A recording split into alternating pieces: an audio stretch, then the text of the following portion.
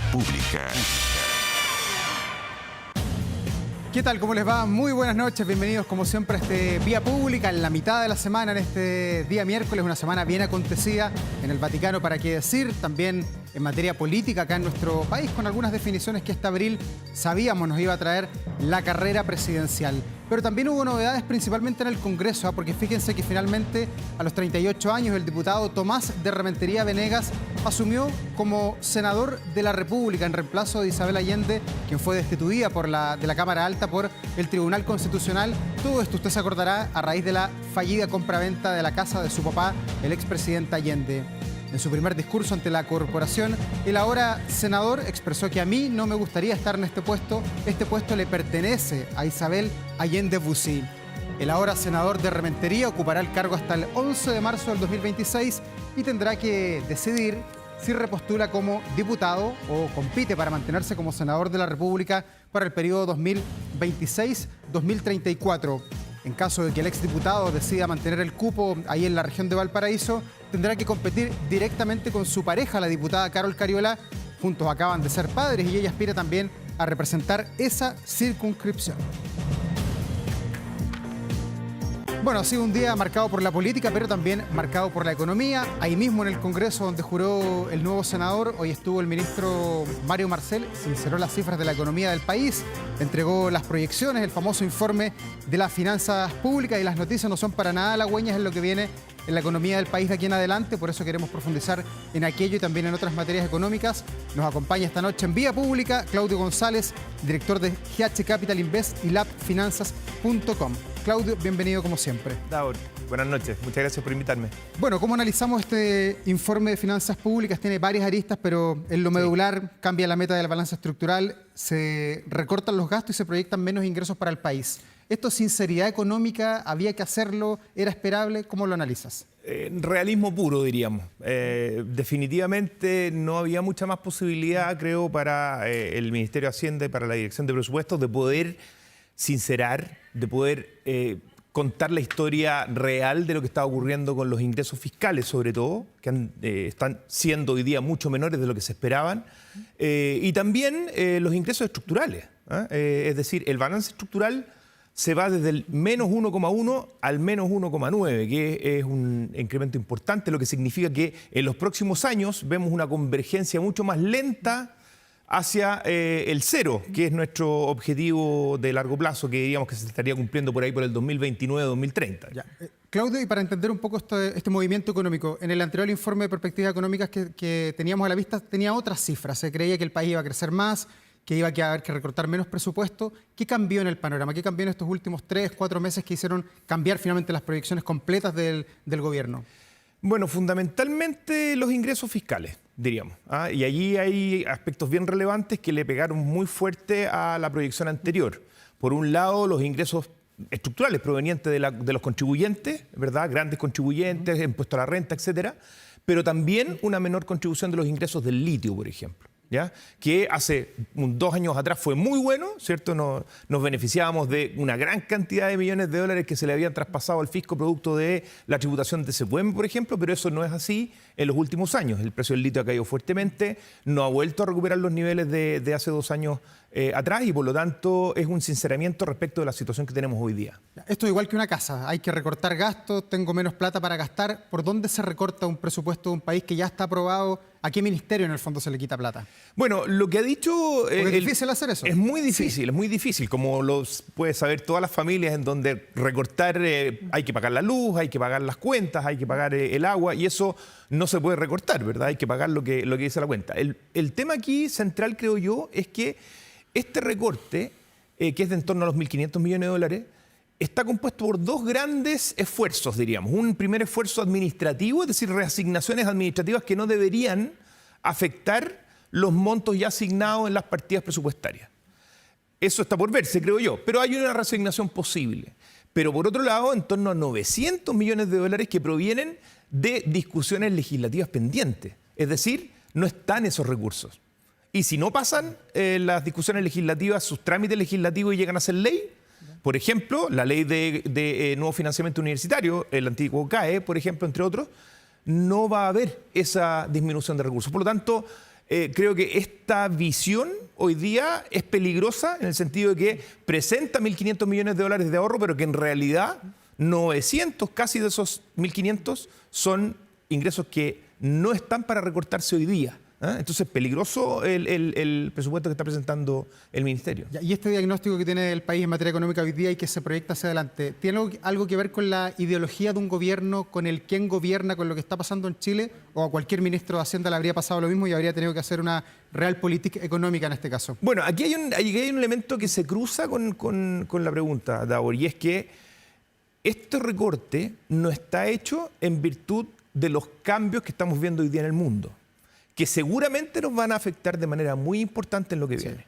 Nos van a disminuir el nivel de crecimiento de la actividad económica, es muy probable que tengamos vaivenes en el precio del cobre que hagan a lo menos más volátil el precio del cobre, por lo tanto tengamos más incertidumbre respecto de su precio a largo plazo, que son dos de las variables centrales con las cuales tú proyectas el balance estructural. Por lo tanto, tenemos dos elementos de riesgo que yo veo muy importantes. Primero, lo que comentaba recién, es decir, se está planteando una disminución de ingresos provenientes de discusiones legislativas que quizá no se den completamente como piensa el gobierno. Y en segundo lugar, los posibles efectos que vengan de la guerra comercial, que yo creo que llegó para quedarse por un tiempo más largo. Por lo tanto, yo diría que es incertidumbre de si vamos a poder llegar a esta meta fiscal. Hay que recordar que el año pasado la meta era menos 1,9 y terminamos en menos 3,3. Pero el escenario, Claudio, es el mismo que habría enfrentado cualquier ministro de Hacienda de cualquier sello político, ¿o se hizo algo para llegar a este escenario? O sea, apretó alguna clavija en una dirección y a lo mejor había que haberlo hecho en la otra. Bueno, yo diría que los zapatos del ministro de Hacienda y de la Dirección de Presupuestos son zapatos difíciles de usar. Sí. Generalmente uno trabaja con proyecciones y las proyecciones muchas veces no se cumplen, pero lo que preocupa tal vez en esta Dirección de Presupuestos y en este Ministerio de Hacienda en los últimos años es que ha habido consistentemente un mal cálculo, digamos, una mala proyección de los ingresos fiscales sobre todo, lo que evidentemente hace muy incierto el cumplimiento de la meta, porque los gastos están definidos. Los ingresos fiscales no digamos que se han incumplido en términos de 1 o 2% más o menos, sino que han sido un gran porcentaje de los ingresos que, por ejemplo, se pensaba de la repatriación de capitales, producto de los incentivos tributarios del último tiempo, no se cumplieron en un 80%. Entonces, estamos en realidad tal vez pensando que vamos a tener ingresos fiscales muy por sobre lo que de verdad podríamos proyectar. Ya, y pese a ese diagnóstico que hace el informe de finanzas públicas del país, ¿por qué se mantiene el crecimiento? Hoy día escuchamos al ministro Marcel y se mantiene el crecimiento del país en un 2,5%. De ahí no nos movemos, una cifra buena, diría yo, pensando en lo que pasa globalmente en el mundo. ¿Por qué esa cifra se mantiene y es positiva para el país todavía? Bueno, yo creo que el ministro ahí está tratando de mantener una cierta cuota de optimismo dentro de una lógica y un escenario que ciertamente pone ese número con menor probabilidad de ocurrencia, diría yo. O sea, el 2,5% desde el inicio de este año, yo lo veía, por lo menos nosotros lo veíamos bastante poco cumplible. Ya. Siempre pensamos que estábamos más o menos en torno al 2. Hoy día el Fondo Monetario ha dicho que efectivamente vamos a crecer más cercano al 2 y no al 2,5. ¿Son proyecciones todas? Todas son proyecciones, desde luego, ¿no? Desde luego. Y hemos visto también que en años anteriores hemos tenido un crecimiento final un poco mejor de la proyección que se había planteado al principio. Así que es posible que lleguemos al 2,5, pero con una probabilidad de ocurrencia menor en el entorno en que estamos. Eso es lo que me preocupa, Davor. Me preocupa que no haya en este informe de finanzas públicas una consideración respecto de lo que viene en adelante, que es una incertidumbre grande para una economía chilena, como la chilena, que es abierta al comercio internacional, en donde precisamente es eso lo que va a estar dañado de aquí en adelante. Y a tu juicio, con la experiencia, Claudio, hemos conversado tantas veces sobre temas macroeconómicos acá en este estudio. El Fondo Monetario Internacional dice que el crecimiento del mundo baja de un 3,3 a un 2,8, es la proyección a la baja. Fuerte, sí. Pero Chile está bajo el crecimiento del mundo. ¿Por qué seguimos tan abajo? ¿Por qué nos cuesta tanto crecer? ¿Qué es lo que de alguna manera Chile está haciendo de una manera distinta a lo que lo hacen otros países que están creciendo con una cifra más alta? Bueno, tenemos un tremendo problema estructural de poco ahorro, y esto ya tiene 10 años, no es de este gobierno, es de varios gobiernos hacia atrás, 10 años por lo menos, en que nuestra tasa de ahorro global de la economía es mucho más baja que la que solíamos tener antes. Si no ahorramos, o sea, si somos más gastadores y menos ahorradores como lo estamos haciendo hoy versus lo que éramos hace 20 años, entonces tenemos menos capacidad de poder incrementar la inversión. Y si no incrementamos la inversión, la capacidad instalada, la carretera por la que vamos, se va achicando y por lo tanto nos permite ir a una velocidad más lenta y no a una velocidad más rápida. Ya. Por lo tanto, nuestro crecimiento hoy corresponde a una economía que no ha sido capaz en los últimos 10 o 12 años de aumentar la velocidad de la carretera, ampliar esa carretera para poder ir más rápido, y eso fundamentalmente porque tenemos un gran problema de ahorro y tenemos un gran desincentivo en los últimos años a la inversión. La permisología entre medio, ¿verdad? Tasas de interés que han estado más altas, varios factores que nos han llevado un poco a este camino un poco más lento que lo que crece el mundo. Claro. ¿Verdad? Solíamos crecer mucho más fuerte que el mundo, hoy día en general crecemos menos que lo que crece el mundo. Ya, ¿y estas proyecciones para el 2025, con tanta incertidumbre en Chile y en el mundo, se mantienen en el 2026 o ahí se avisora que para el 2026 ya vienen tiempos mejores, se alivianan en el fondo muchas incertezas que hoy día tenemos? Bueno, yo dividiría la respuesta ahí en dos. En términos externos, yo creo que la incertidumbre, mientras se mantenga la lógica de bipolaridad, que no veo que vaya a dejar de existir en los próximos años, bipolaridad económica, geopolítica, de interés, de predominancia mundial entre Estados Unidos y China, va a llevar con ciertos ciclos, pero va a llevar cada tanto seguramente a conflictos que van a afectar el crecimiento mundial, van a afectar el comercio mundial, van a tener a las dos grandes potencias enfrentadas, y eso no es muy bueno para una economía como la chilena, abierta al mundo, pequeña y que depende de los precios internacionales en muchos casos. Pero por otro lado, y yo creo que ahí hay un porcentaje importante, tal vez cercano al 50%, que no hemos hecho nosotros el trabajo. Cuando éramos una economía más pobre, a principios de los años 90, básicamente lo que vimos era que había que hacer el trabajo de abrirse la economía internacional, por una parte, pero también fomentar el ahorro, fomentar la inversión local. Eso se hizo exitosamente en la década de los 90, hasta principios de los 2000, digamos, con un paso por ahí por la crisis asiática que evidentemente afectó a todo el mundo, sobre todo a América Latina. Y lo que ocurrió fue que crecimos a tasas del 7 o 7,5% promedio anual. Eso nos hizo aumentar el tamaño del mercado de capitales y muchas cosas que fueron muy valiosas y que permitieron mucho del aumento del ingreso per cápita que hoy día tenemos, que es 5 veces el ingreso per cápita que teníamos a principios de los 90. Entonces la pregunta que yo me haría es, ¿qué estamos haciendo hoy, pero de verdad y rápido, para enfrentar este gran vaivén que vemos en la economía internacional? Y ahí yo creo que tenemos que hacer incentivos al ahorro muy potentes, ahorro público y privado, digamos. Dos, tenemos que incrementar la capacidad de ir más rápido en los proyectos de inversión y permitir a lo mejor una baja de tasa de interés de política monetaria, por ejemplo, para lograr tener un rebote de crecimiento que nos permita salir algo más rápido de este 2% que nos tiene un poco anquilosados en un crecimiento bastante Desde su punto de vista, Claudio, el Banco Central tiene que movilizar la economía de aquí a fin de año, queda mucho todavía, pero ¿se esperan alguna interpretación, algún cartillazo del Banco Central con sus diversos informes, con las determinaciones que puede hacer ajustando la política monetaria del país? Yo entiendo un poco el dilema del Banco Central. ¿O no pasa por ahí en mejorar? No, por supuesto, por supuesto. La política pasa por ahí, pero también por otras cosas. Pero también por la política fiscal, también por los incentivos, por ejemplo, ¿verdad? Ya vimos que hubo un portazo al acuerdo tributario último que suponía que iba eventualmente a bajar los impuestos a las empresas, pero con una compensación por otro lado. No había piso político.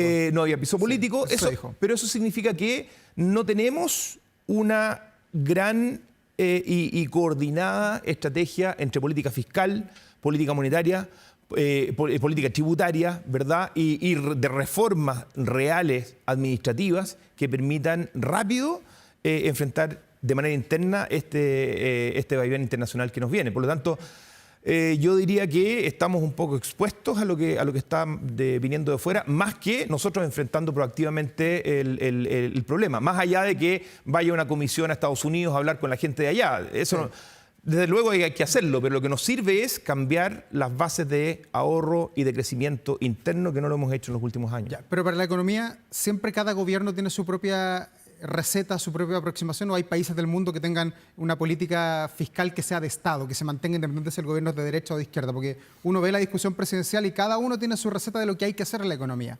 Sí, por supuesto. A ver, yo diría que, y hay que ser justos, Chile tiene un comportamiento fiscal bastante responsable, independientemente de cuál sea el color político que ha gobernado en los últimos 20 o 25 años. Tenemos una regla fiscal, que es la que no hemos estado discutiendo ahora, que más allá de que ha cambiado el balance fiscal, ahora se cambia de 1.1 a 1.9, que me parece que es un sinceramiento necesario. Ha habido responsabilidad de los ministros. Pero es una regla fiscal y una cierta responsabilidad que te ata a un comportamiento responsable. Es decir, no somos una economía irresponsable, pero somos una economía pequeña que se ha ido endeudando más en el tiempo, que ha ido desbalanceando más sus cuentas públicas y que ha ido mermando su capacidad de ahorrar y de invertir y de crecer. Entonces, tenemos una conjunción de elementos que nos hacen hoy día mucho más vulnerables que hace 20 años o 30 años a los vaivenes de la economía internacional. Hay que considerar también, Daur, que no tenemos los fondos soberanos que solíamos tener. Ya casi no tenemos esos fondos. Esos fondos que nos permitieron pasar de largo casi sin caída, con una caída muy leve, el 2009, cuando el ministro Velasco sí tenía fondos disponibles y los gastó, y me parece de muy buena manera, para tratar de hacer política contracíclica contra la gran caída del producto por la crisis financiera del 2008, hoy día, si es que tenemos y enfrentamos por más largo plazo esta crisis que viene, no tenemos fondos para poder hacer esa política contracíclica. Por lo tanto, estamos en una posición mucho más débil, más frágil que lo que solíamos tener. Ya, desde ese punto de vista, que no hay plata, no hay cuenta de ahorro como la tuvo el ministro Velasco, que no fue hay bien plata, alabado, como decía Milei. ¿Te acuerdas que terminó incluso siendo precandidato presidencial? De tan bien que le fue a la economía de Chile en aquel año. Y lo hizo muy bien, sí, porque soportó presiones de gasto muy importantes que tuvo los años anteriores, cuando se llenaba el fondo soberano, ¿verdad? Y no había que gastar. Sí. Y él decía, bueno, esto tiene que ser gastado cuando tengamos un problema. Efectivamente vino el problema en el 2008-2009 y ahí fue el momento de gastar y me pareció que fue la constatación de una política contracíclica muy exitosa. Ya, y en un país que no tiene tanta plata, no digamos que no tenemos las cuentas vacías, pero que no tiene tanta plata como el 2009, que no tiene la capacidad quizás de enfrentar el problema como se enfrentó la crisis asiática y otras que han habido en el mundo, ¿cuál es la mirada que tiene sobre la forma en que el gobierno del presidente Gabriel Boric está enfrentando la guerra comercial? Él citó esta semana nomás a una comisión de alto vuelo con personas que fueron del Ministerio de Hacienda, del Banco Central, destacados economistas de lado y lado. ¿Es la forma que tiene un país de aquilatar un problema como este de guerra comercial donde todavía nadie entiende mucho? Esa es la verdad.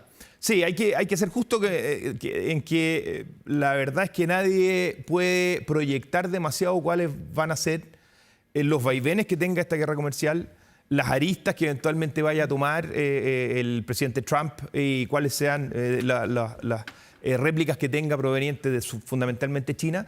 Pero a mí me parece que aquí lo que hay que entender, creo que lo está haciendo bien el gobierno en el sentido de tratar de rescatar de la mayor cantidad de gente experimentada en haber llevado las finanzas públicas, ¿verdad? Y el Banco Central. Lo está haciendo bien en el sentido de tratar de rescatar de allí ideas que le permitan actuar. Pero hay que actuar pronto. Lo que no podemos hacer es seguir rescatando ideas en el muy largo plazo o en el mediano plazo sin actuar pronto y actuar para fortalecer lo que yo te decía antes, creo.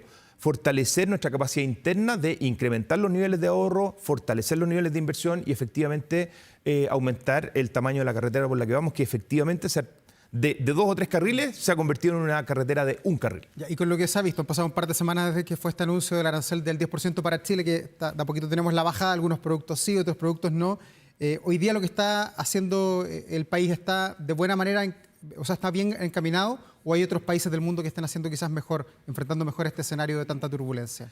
No, yo creo que todo el mundo, lo que he visto en general es que todo el mundo está bastante todavía incierto respecto todos los países están en choque en el fondo. ¿De qué manera? Todos están en shock. ¿De qué manera enfrentan a esta política de Trump? Lo que parece sí ser claro es que lo que está haciendo Trump, y me parece que hay que entenderlo de esta forma, no tiene que ver con solamente posicionar a Estados Unidos de nuevo como un actor industrial y manufacturero fuerte en el mundo, ¿verdad? Y traer a la industria desde fuera, que se fue hace tantos años de Estados Unidos, y traerla de nuevo. Sino que tiene que ver con aislar a China, fundamentalmente. Y esto es una arista, podríamos decir, geopolítica y hasta cultural, en cierta medida. Es decir, hacer que muchos de los países del mundo occidental, pero también del mundo no tan occidental, se alineen detrás de Trump, después de haber negociado o renegociado las tarifas, pero que se alineen con él después de la renegociación, de tal manera de que China quede de alguna forma un poco aislado. Me suena a eso, que eso es lo que está ocurriendo aquí, porque por algo llegó a ciertos acuerdos con Putin para la guerra de Ucrania antes de esta guerra comercial, ¿verdad? Por algo está ahora haciendo negociaciones con Irán, por ejemplo. Está desacoplando a China de sus socios naturales, podríamos decir. Entonces, esto es un elemento más político, geopolítico, y hay que entenderlo desde esa perspectiva probablemente. Y está ocupando la economía y los aranceles en particular como una herramienta para poder lograr otros fines. Entonces, ir con una comisión que habla solamente de aspectos económicos, creo que no sé si nos va a permitir avanzar demasiado. No somos nosotros tampoco los llamados a solucionar el problema geopolítico mundial. Creo que lo mejor que podemos hacer es tratar de quedarnos tranquilos, digamos, esperanzados y tratando de negociar las mejores condiciones del tratado que tenemos hoy y que eventualmente tenga los menos cambios posibles. Claro, eso sí es que a Chile le pegara el tema con Estados Unidos, porque también otros analistas y economistas del país dicen que a Chile le puede pegar por China, porque China también va a encarecer los valores de sus productos y eso puede tener un impacto directamente en el consumo del país y aumentar la inflación quizás. Bueno, esto puede producir, sí, esto puede producir varios cambios. Porque que con todavía Estados Unidos uno dice que se exporta cereza, no comemos tanto cereza, salmón, tampoco nadie come cobre, no comemos madera nosotros. Claro, pero tenemos dos elementos muy importantes que sí mandamos a Estados Unidos y queremos que ojalá lleguen sin aranceles, ¿verdad? Eso es posible que ocurra.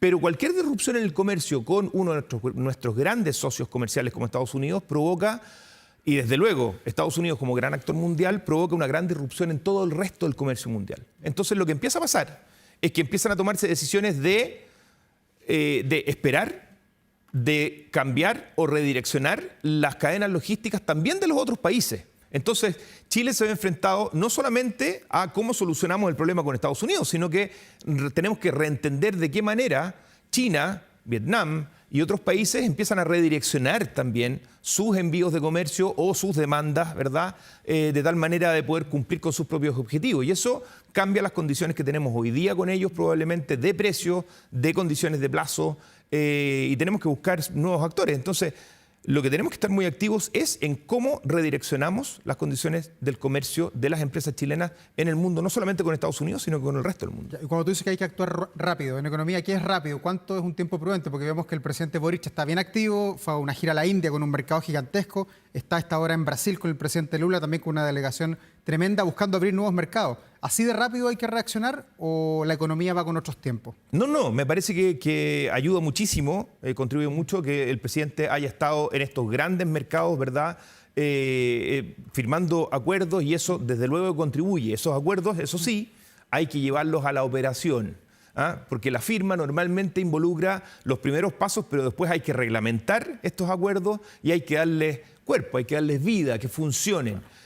Yo me refiero más a esto último, que efectivamente comiencen a funcionar rápido la posibilidad de abrir mercados en India o los acuerdos que eventualmente vengan de esta visita a Brasil. Es decir, los acuerdos en economía, si bien la economía parece que se mueve lento, pero la economía es lo que nos pasa todos los días, lo que a la gente le pasa todos los días, lo que a las empresas le pasa todos los días, que es tengo que importar, tengo que comprar dólares, tengo que traer de China, tengo que llevar allá.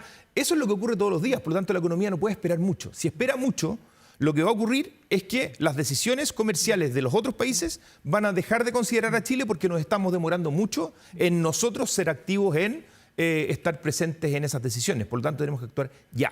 Si no tuviéramos tantos TLC, Tratados de Libre Comercio, que firmó principalmente el presidente Eduardo Frei Ruiz-Tagle, ¿te acuerdas tú lo molestaban en la época porque viajaba mucho, iba a visitar a muchos países de Asia? Si no tuviéramos eso hoy día, ¿la economía de Chile estaría enfrentada a un muro? Bueno, ha envejecido bastante bien, creo yo, el gobierno de Eduardo Frei Ruiz-Tagle en ese sentido. Fue muy criticado, sobre todo por la salida de la crisis asiática que enfrentó al final de su mandato, pero definitivamente el gozar de los acuerdos de libre comercio del cual hemos tenido en los últimos 30 años ha permitido que esta economía pequeña haya crecido en su capacidad productiva, en sus ingresos per cápita, y que hoy día está enfrentado a poder, un poco más que menos, enfrentar este vaivén de uno de los grandes socios comerciales y poder redireccionarnos a otros, porque tenemos muchos otros grandes socios comerciales también. Por tanto, desde luego que ha sido una contribución muy importante que, de no haberla tenido, estaríamos bastante más complicados porque dependeríamos de nosotros mismos solamente. Y eso, en una economía que crece al 2% y no al 4%, sería bastante más difícil. Pero el presidente Boric tiene que caminar ahora en una verdadera cornisa, ni tan cerca de China ni tan lejos de Estados Unidos. ¿O no? Bueno, ahí Porque es difícil el dilema. el desafío, Sí. el desafío de cualquier presidente en Chile, desde luego del presidente Boric hoy y del que sea presidente o la que sea presidente en los próximos años, va a enfrentar ese dilema, como el que va a enfrentar también todo el mundo. Ya está claro, Trump ya lo ha mencionado incluso explícitamente, Dauer, esto. Ha dicho, o están con nosotros o no. Es decir, la bipolaridad en el mundo llegó para quedarse, creo yo, unos buenos años, quizá. Esté Trump o no lo esté. Hay que recordar que detrás de Trump está el Partido Republicano. Y más allá de algunos republicanos que han reclamado contra todo esto, el Partido Republicano está detrás de las decisiones de Trump. Entonces, aquí lo que va a pasar es que Estados Unidos está viendo que esto es un camino ya emprendido que va a ser difícil de retroceder de manera completa en los próximos años. Por lo tanto, nos estamos enfrentando a un mundo bipolar. ¿Cómo vamos a actuar en ese mundo bipolar? Desde luego que la respuesta fácil es decir, tenemos que ser amigos de todos y tenemos que llevarnos bien con todos. Yo creo que esa es la primera de las tratativas. Pero enfrentados a la urgencia de alguna de las partes, tendremos que ir viendo de qué manera solucionar esto en este mundo bipolar, que no, es un mundo que se empieza a parecer un poco a la Guerra Fría, no tanto en el tema militar, pero sí en el tema económico y geopolítico. Y en un planeta que está en crisis, ¿cómo se actúa desde un país como Chile que tiene una elección presidencial? Que siempre plantean incertidumbre, la gente no sabe si la cosa va para allá o para acá, sobre todo porque las campañas son muy disímiles unas de otras. ¿Qué pasa? ¿Cuesta más tomar decisiones? Cuesta mucho más. Normalmente las crisis enfrentan a desafíos que deberían ser desafíos que traten de mirar a soluciones que pasen los gobiernos o pasen las elecciones, que sean más de largo plazo. Sin embargo, la mayoría de las miradas hoy día está básicamente en diciembre. Y allí hay un problema que es un problema que también ha llegado para quedarse en Chile. De alguna forma, la toma de decisiones de cortos plazos nos ha ido atrapando y los diagnósticos de cortos plazos nos han ido atrapando y no nos permite ver el largo plazo. Y si no sacamos la cabeza del agua y vemos que el problema que tenemos hoy no es un problema que se va a solucionar este mes o el próximo. Estamos en este momento un poco más tranquilos porque Trump dijo que los aranceles de China eran muy altos, entonces quizás pueden ser un poco más bajos, el dólar bajó y todos nos sentimos más tranquilos hoy. Pero es probable que la próxima semana o en 2 o en 3 otra vez tengamos reversiones a lo que estamos viendo hoy día. No se ha solucionado el problema porque el problema de fondo no son los aranceles. El problema de fondo es algo que está para quedarse. Entonces, si no entendemos eso y hacemos una política de largo plazo que pueda navegar en ese mundo, bien, vamos a tener desde luego problemas más allá de la elección presidencial que viene en diciembre y en las elecciones que vienen. Claudio, no hay economista que se vaya acá sin dos preguntas clásicas de los periodistas de economía un poquito más doméstica. ¿Las bencinas se van a ver alterado con todo esto, con esta incertidumbre mundial? ¿Qué se puede esperar? Porque van a bajar ahora, baja la parafina, 68 pesos. Baja muy fuertemente. ¿Eso Sí. se va a mantener? Porque hemos tenido dos elementos que la hacen bajar muy fuerte a los combustibles. Por un lado, la disminución en el precio del barril de petróleo. Y por otro lado, la disminución reciente en el tipo de cambio, que hoy día estaba por debajo de los 940 pesos incluso. Así que vamos a tener unas bajas probablemente en las próximas 2 o 3 semanas. Pero, como te decía recién, Davor, yo creo que esto va a tener una reversión. No me sorprendería ver nuevamente el tipo de cambio en 970 o 980 o acercándose a los 1000 de aquí a las próximas 4 semanas, si es que alguna mención de Trump llega a revertir la cierta certidumbre que estamos viendo hoy día por el relativo relajo dentro de esta guerra comercial. Pero la guerra sigue adelante, la visión de Estados Unidos y de China siguen adelante y por lo tanto creo que vamos a tener vaivenes. Pero Trump está retrocediendo de alguna manera. Retrocediendo, pero en mi opinión es un poco de corto plazo esto. Trump es un personaje muy impredecible. Un estratega, ¿o no? A veces parece ser estratega. Yo la verdad es que me cuesta mucho leerlo, pero a veces parece ser estratega y a veces más bien parece ser alguien que solo se deja llevar por la impulsividad. Y esa combinación es la que a veces es difícil de tratar de proyectar. Yo creo que en cierta medida esto tiene que tener un relato que no conocemos. Me cuesta pensar que tanta gente en Estados Unidos, no solamente Trump, sino que tanta gente en Estados Unidos de un aparataje, gente que uno puede estar o no de acuerdo, pero son gente inteligente que hizo un diseño, que hizo un plan Y que esto responda solamente a la impulsividad de una persona, me parece que no es la lectura correcta. Esto es un plan que vamos a enfrentar y que por lo tanto tenemos que pensar que llegó para quedarse. Por lo tanto, la relativa tranquilidad que vemos hoy día es posible que veamos una cierta incertidumbre en las próximas semanas producto de un plan que todavía no conocemos completamente. Bueno, está todo muy revuelto. Vamos a ver cómo le va a Donald Trump en el Vaticano, en el funeral del Papa. Quizás allí vuelve purificado con otras decisiones. No sabemos qué va a pasar. Hay un cierto momento de distensión, digamos, con la muerte del Papa Francisco, pero desde luego que vamos a enfrentar vaivenes en lo que viene. Claudio González, director de GH Capital Invest, muchas gracias por estar aquí, como siempre, por ilustrarnos con tus conocimientos. No, a ti, por la invitación, Davor. Gracias, buenas noches.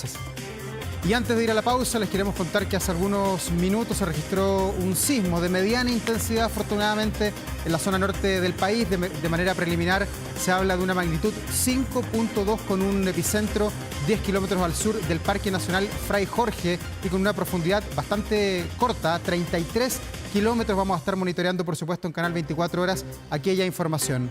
Vamos a la pausa, enseguida estamos de vuelta aquí en Vía Pública. Hay preocupación entre las autoridades de salud. Nos hemos vacunado poco para enfrentar el invierno, sobre todo contra la influenza, para qué decir las cifras del COVID, que la verdad no son para nada alentadoras. Solamente el 14% se ha vacunado contra el COVID. Queremos profundizar en estos temas y vamos a tomar contacto de inmediato con el doctor Carlos Pérez, decano de la Facultad de Medicina de la Universidad San Sebastián. ¿Cómo le va, doctor? Qué gusto de tenerlo aquí en Vía Pública. Buenas noches, Davor. Mucho gusto. Bueno, partamos hablando de las enfermedades respiratorias. Ha alertado el Ministerio de Salud que se adelantó todo lo que estaba presupuestado. ¿Por qué comenzaron a circular antes estos virus? ¿Qué está pasando? Bueno, era algo que pensábamos que podía ocurrir porque en el hemisferio norte se observó una altísima circulación, particularmente de virus influenza en la temporada recién pasada. Y por lo tanto era predecible que ello pudiera ocurrir en el hemisferio sur, y esa fue una de las razones por las cuales se adelantó la campaña de vacunación contra influenza y también COVID-19, que no ha avanzado a la velocidad que quisiéramos, ¿no es cierto? A la fecha, en términos de vacunación contra influenza, ya llevamos, vamos acercándonos a los 2 meses desde que partió la vacunación, vamos con un 54% de cobertura. Y como usted señalaba, COVID-19 solamente un 14%, así que queda camino por recorrer todavía para proteger mejor a la población. Ya, por ahora el de mayor circulación, entiendo, es el rinovirus. ¿Cómo es este virus? ¿Por qué se logra aferrar al medio ambiente en este otoño que en muchas partes de Chile todavía ni siquiera ha comenzado? ¿Es agresivo? ¿Por qué queda en el aire y contagia tanto? Bueno, es importante precisar que rinovirus siempre ha circulado mucho. Y lo que pasa es que se comenzó a reportar en este informe que entrega periódicamente el Instituto de Salud Pública hace poco tiempo. Anteriormente no se reportaba. Rinovirus es el virus que con más frecuencia causa el resfrío común, pero también puede producir cuadros más severos, incluyendo neumonía. Pero el que sigue inmediatamente a continuación en este momento es influenza A. Hasta hace unas pocas semanas atrás era SARS-CoV-2, COVID-19, que fue rápidamente superado por lejos, ¿no es cierto?, por influenza A, que es el virus que está circulando con mayor intensidad y que tiene naturalmente una agresividad mucho mayor que el rinovirus. Ya. ¿Y el rinovirus cómo se combate? Porque claro, para la influenza tenemos la vacuna de la que ya le voy a preguntar, pero para el rinovirus, ¿qué hay que hacer? ¿Cómo estar atentos a ese mal que circula, ese bicho que anda dando vueltas? Como le digo, ha circulado siempre, es la causa más frecuente de resfrío común. No existen vacunas contra el rinovirus y las medidas son las que todos conocemos. El lavado frecuente de manos, ¿cierto? Para el caso de las personas que están sintomáticas, utilizar mascarilla para así evitar contagiar a otras personas. Personas que tienen alto riesgo, ¿no es cierto?, de complicaciones que adquieren algunos de estos virus respiratorios. Utilizar también mascarilla, especialmente cuando van a centros de salud o a lugares con muchas aglomeraciones. Y la consulta temprana en el caso de personas ya que presenten dificultad respiratoria, cuadros febriles. Pero afortunadamente, en general, el rinovirus al menos produce un cuadro más bien respiratorio alto, molesto, de congestión nasal, dolor de garganta, pero con menos frecuencia de neumonía o cuadros más graves. Ya, y en el caso de la influenza tipo A, que es la que más nos preocupa, usted dice que es mucho más agresiva, principalmente en los niños, ¿cómo actúa? Porque estaba leyendo las estadísticas que los niños también han tenido poca vacunación, no hay buenos índices, buenos números del país, sobre todo en los menores de 10 años. Sí, eso es una información muy importante la que usted entrega. Recordemos que los grupos objetivos de vacunación contra influenza son aquellos que tienen más riesgo de complicaciones si adquieren este virus, y son precisamente niños, embarazadas, adultos mayores de 60 años y personas con enfermedades crónicas. Los que tienen mejores tasas de vacunación en este momento son el personal de salud, que está alrededor del 85%, y después seguido por los mayores de 60 años, que ya están un poco más acostumbrados y tienen la precaución, ¿no es cierto?, de vacunarse. Pero en otros grupos, como los niños o embarazadas, ¿no es cierto?, la vacunación es mucho menor y son personas que pueden tener también complicaciones, de tal manera que la invitación es a que reciban esta vacuna, que es una vacuna que es segura, que es efectiva, que ha sido utilizada por años y años, ¿no es cierto?, y que va cambiando todos los años adecuándose a los virus que están circulantes. Doctor, ¿y cuál es la proyección que usted puede hacer? Porque aquí se adelantó todo, yo decía, estamos en otoño, no se han caído ni las hojas, pero estamos con los virus ahí desparramados por Chile. De aquí al invierno, ¿vamos a tener el pic cuándo? ¿Junio, mayo? ¿Dónde lo avisó usted con los datos que tiene del Ministerio de Salud? Mire, lo que ocurrió después de la pandemia de COVID-19 ha sido distinto a lo que solía ocurrir cada año. Recordemos que durante la pandemia de COVID-19 solo circuló SARS-CoV-2, debido además a todas las medidas de cuarentena, ¿no es cierto?, y todas las medidas no farmacológicas que se utilizaron. Los otros virus prácticamente desaparecieron. Una vez que retornamos a la presencialidad y a la vida más normal, reaparecieron virus, ¿no es cierto? Si usted recuerda, hace un par de años, ¿no es cierto?, hubo un gran brote de virus respiratorio sincicial, especialmente en niños, y ahora influenza, ¿no es cierto? Así que el comportamiento ha sido distinto y tuvo que ver, ¿no es cierto?, con lo que ocurrió durante la pandemia. ¿Qué es lo que podría ocurrir? Es que influenza A sigue aumentando en su circulación, tal como ocurrió en el hemisferio norte, pero lo habitual es que eso viene seguido de circulación de otros virus, entre ellos el virus sincicial respiratorio, ¿no es cierto?, que también puede producir complicaciones en niños, en adultos mayores. La buena noticia sí es que por lo menos para los niños más pequeños, hasta los 6 meses, ¿no es cierto?, tenemos este nuevo anticuerpo monoclonal, ¿no es cierto?, que les da una protección muy buena. Exactamente, protege contra enfermedad grave y contra muerte. El año pasado no tuvimos fallecimiento en niños gracias a este anticuerpo, ¿no es cierto?, y eso fue una muy buena noticia. Y tenemos también ahora una nueva vacuna contra virus sincicial respiratorio que se puede utilizar en adultos mayores de 60 años. Todavía no está disponible a nivel del sistema público, ¿no es cierto?, ni están los programas de vacunación, pero al menos en vacunatorios privados ya está apareciendo y esperamos que se vaya incorporando en el futuro. ¿Y cómo se puede hacer también la proyección de la red de salud de nuestro país? Pensando en los índices que hay hoy día, poniendo sobre la mesa los números que tenemos, lo decía al presentarlo, 54% se ha vacunado contra la influenza. Es bajo pensando que siempre en Chile las campañas van, ojalá, por sobre el 80%. Si se adelantara el pic, esa gente que se va a enfermar, ¿cabe de alguna manera en la red asistencial del país? ¿Está preparada, está robusta, se pueden reconvertir camas y todo lo que aprendimos hace ya un par de añitos? Sí, tal como usted lo señala, afortunadamente nuestro país tiene una capacidad de respuesta rápida, ¿no es cierto? Y la pandemia de COVID-19 así lo demostró. Ahora, la idea no es llegar a estar sobrecargados, ¿no es cierto?, a nivel de nuestro sistema de atención primaria, en servicios de urgencia, UCI, porque además necesitamos atender a personas que tienen otras enfermedades. Entonces, cuando se sobrecarga y se llenan los servicios de atención y los hospitales con personas con infecciones respiratorias, dejamos de atender otras enfermedades también serias. Y por eso que si estamos protegidos, ¿no es cierto?, vamos a tener menos personas que se hospitalizan, menos personas que se complican y mantenemos una red que se puede hacer cargo de la atención de todas las personas que lo requieran, no solo aquellos que tienen infecciones respiratorias. Y en su lectura, doctor, usted que conoce también cómo se mueven las comunidades y cómo se mueve el país en los temas de salud, ¿por qué la gente no se está vacunando? ¿Hay todavía una fatiga pandémica? ¿Tiene algo que ver con aquello? ¿O las campañas del Ministerio de Salud quizás no han sido las atractivas? ¿No se está llegando a los lugares donde está la gente? Bueno, yo creo que es una combinación de todo ello.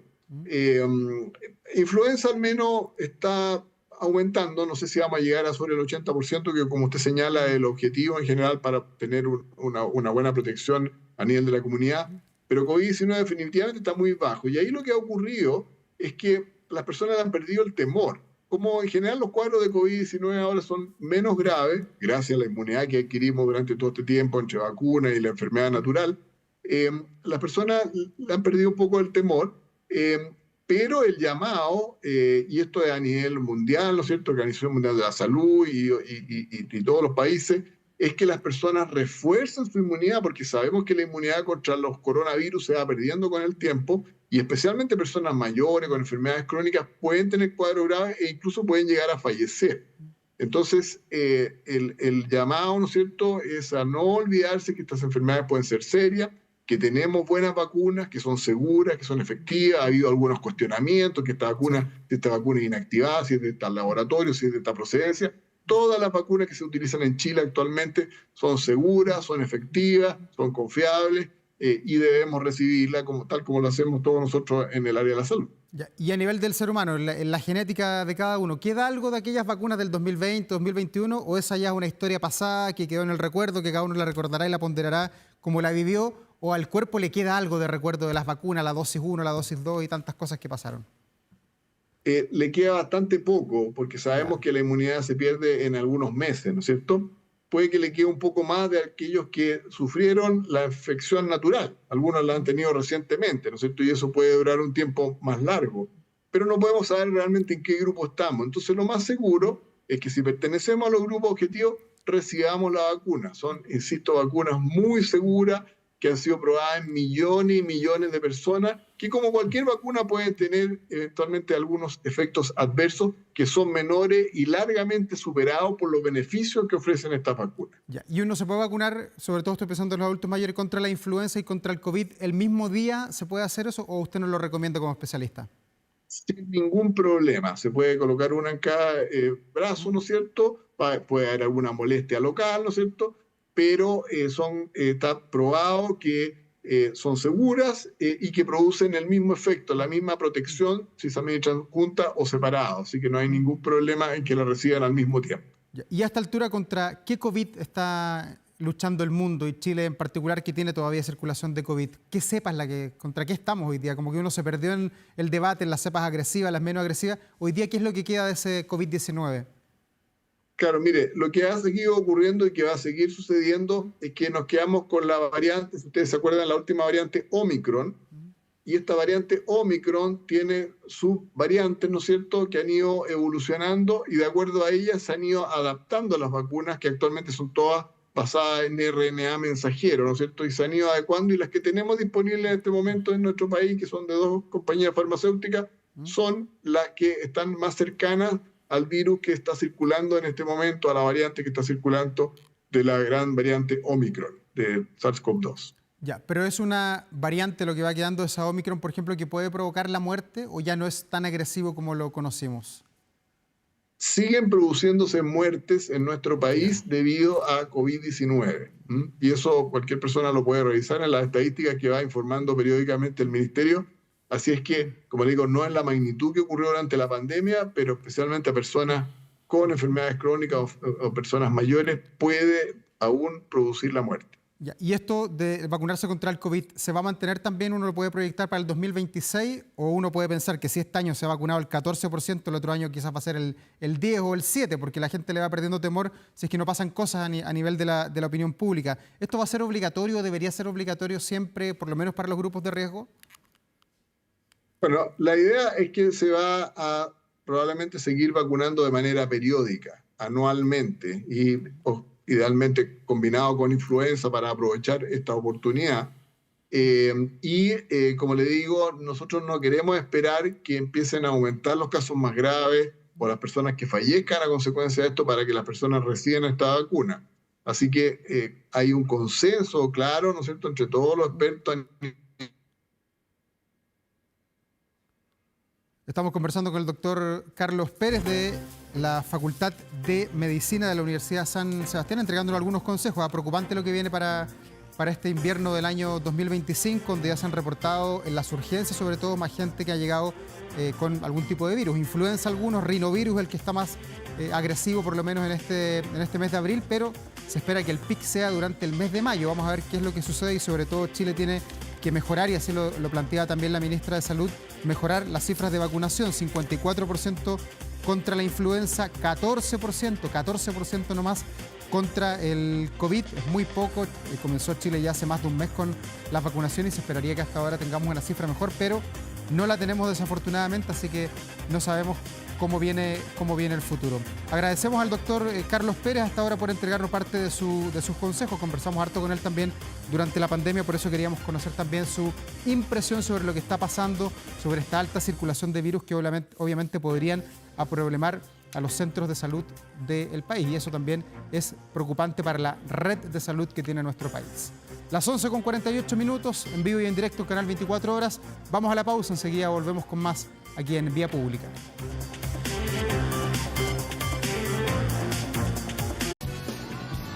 11 de la noche con 51 minutos en esta jornada de día miércoles, donde hemos estado mirando permanentemente el Vaticano, lo que sucede allí, la efervescencia popular de mucha gente, miles de fieles que han llegado hasta el Vaticano para despedir al Papa Francisco. Vamos a estar, por supuesto, el día sábado con la transmisión oficial de esos funerales de Estado, donde Chile también va a tener una representación de alto nivel. Va el presidente del Senado, el presidente de la Cámara de Diputados y también el canciller de nuestro país. Pero veamos más noticias, porque hasta ahora tenemos noticias buenas para nosotros, para TVN y también para Canal 24 Horas. Veamos lo que se publica en nuestro portal 24horas.cl. Usted lo ve allí, reportajes de Televisión Nacional se imponen en el Premio de Periodismo Excelencia 2024 de la Universidad Alberto Hurtado.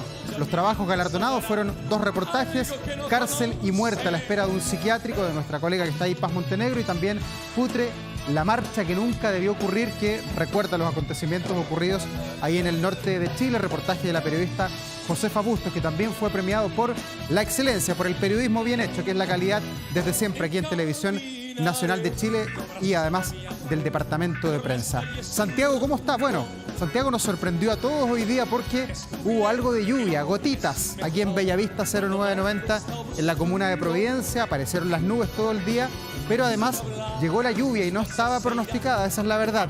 Mañana sí aparece ahí en el planar, 18 grados como máxima, nubes y algo de lluvia también para Santiago, que hacia el sábado y domingo va a recuperar algo de sol para enfrentar el fin de semana. Estamos despidiendo, por supuesto, este Vía Pública, pero usted lo escucha, dan ganas de bailar hasta ahora porque estamos escuchando a Rafael con esos movimientos incombustibles. Fíjese que está de vuelta, anunció que regresa de manera triunfal a los escenarios luego de 4 meses de ser diagnosticado con un linfoma cerebral. Vía Instagram, el cantante español, que tiene la no despreciable suma de 81 años, anunció que el próximo 15 de junio vuelve a retomar su agenda de conciertos. En un mensaje, el artista aseguró también que con enorme emoción que se encuentra muy bien y profundamente agradecido por todo el cariño a lo largo y ancho del planeta. Fueron un pilar esencial por su amor incondicional, le dijo al público. Recordemos que el pasado 18 de diciembre el mundo se paralizó. Las prensas de muchos departamentos también se paralizaron porque Rafael fue sorpresivamente hospitalizado después de presentar dificultades en el habla durante la grabación de un programa de televisión española, y luego de que los médicos descartaran un ictus, se le detectó un linfoma cerebral primario con 2 nódulos cerebrales en el hemisferio izquierdo. Todo eso lo superó y el incombustible Rafael ya está de vuelta agendando conciertos. Imagínense cómo es la vida que le da una nueva oportunidad a este Rafael que ha sobrevivido a tanto durante tanto tiempo. Gracias a ustedes por acompañarnos. Nos reencontramos pronto en otro Vía Pública. Que les vaya muy bien.